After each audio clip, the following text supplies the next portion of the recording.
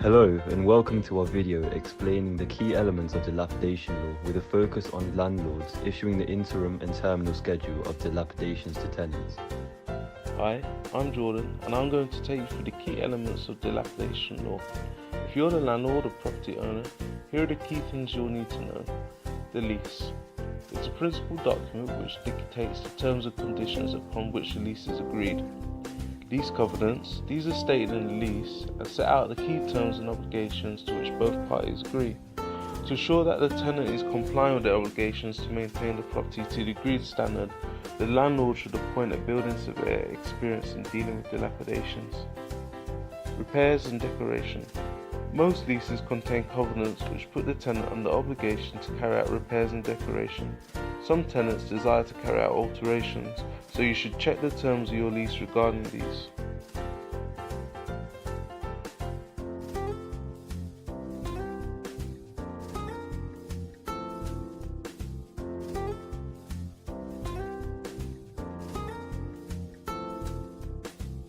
Now let's look at taking instructions. When appointing a building surveyor to carry out a dilapidation survey or assess a claim, the landlord will need to obtain written confirmation of the services provided and the associated fees. This slide contains other items you may also wish to consider.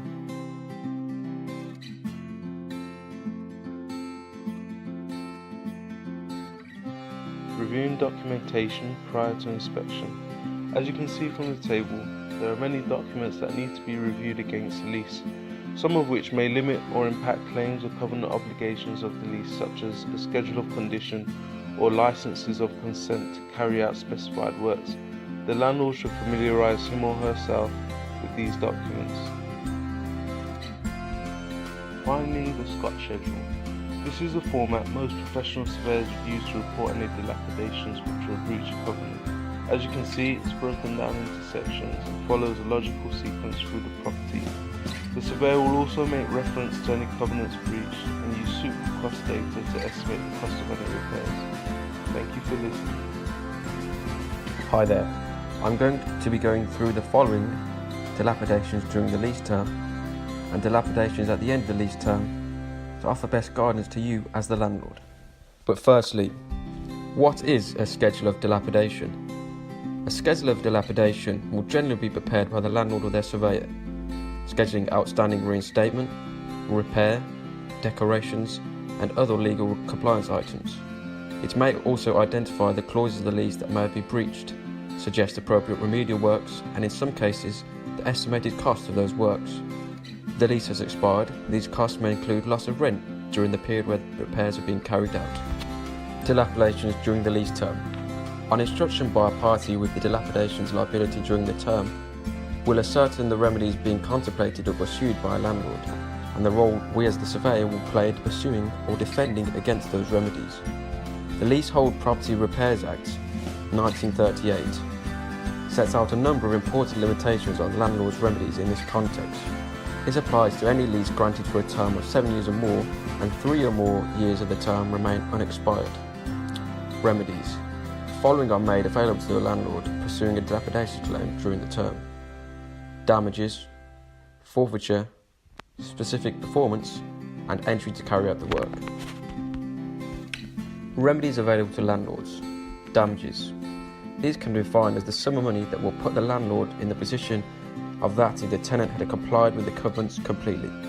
They are usually capped by reference to the diminution in the value of the landlord's reversion. Forfeiture. Forfeiture is a process by which a landlord can seek to reclaim possession of a property, and if successfully pursued, this results in the lease coming to an end. However, the right to forfeit can be lost or waived by a landlord or its agents if they take any step that requires the continued existence of the lease, such as demanding or accepting rent.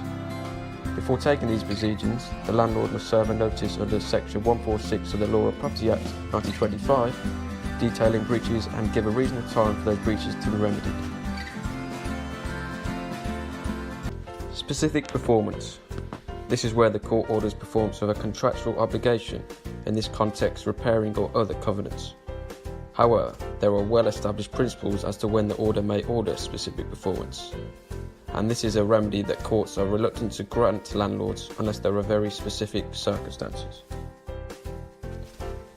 Entry to carry out the work. Many leases contain a right for the landlord to enter the property without the consent of the tenant to undertake the works that the tenant should have carried out, where the tenant is in default of their obligations. This is known as the Jervis v. Harris clause. Caution is required, as incorrect application by a landlord can lead to counterclaims from the tenant for trespass and breach of quiet enjoyment. Jervis v. Harris clause. This is named after the well-known case. This provides for a landlord to re-enter the property to remedy the breaches of the lease the tenant has failed to rectify after an express notice period. The costs are then recovered from the tenant as a debt rather than as damages. The notice will outline the works the tenant to carry out within a specified period of time, usually within 2 months, and indicates that if the tenant does not undertake the works, the landlord will enter the building, carry out the work, and seek to recover the cost of doing so from the tenant. The difference is here, though, the damages are not capped, and proof of the diminution in the value of the reversion is also not necessary. Interim schedule of dilapidations versus Jervis v. Harris clause. The interim schedule of dilapidations are generally served when the tenant is in breach of the repairing covenant. The interim schedule of dilapidations are served during the lease term and at any time after the lease commencement, usually before the last 18 months of the lease. The damages are capped by the reference to the diminishing in value of the landlord's reversion.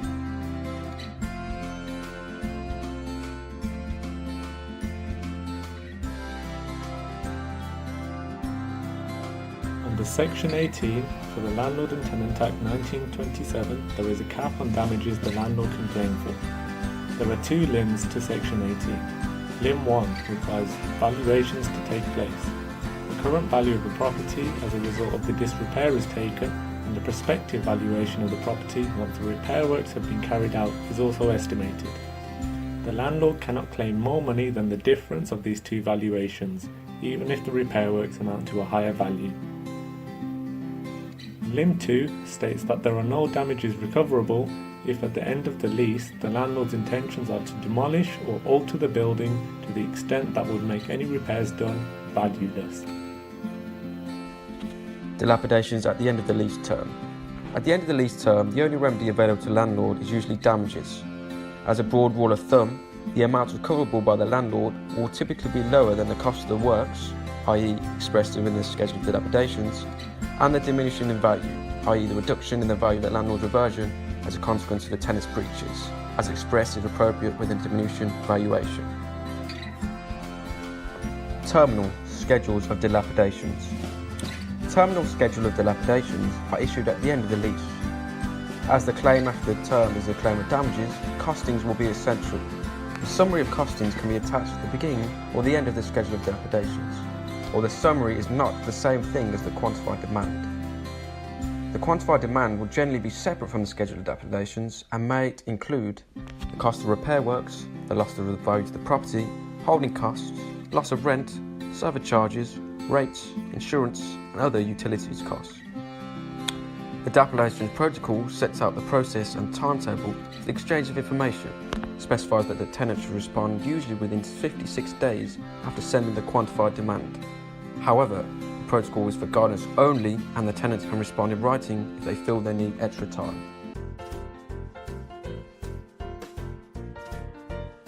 Settling a dispute.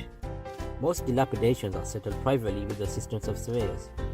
However, any actual or potential dilapidation dispute has a potential for reference to and determination by the courts, and so the parties and the surveyors should be mindful of possible further litigation throughout their involvement.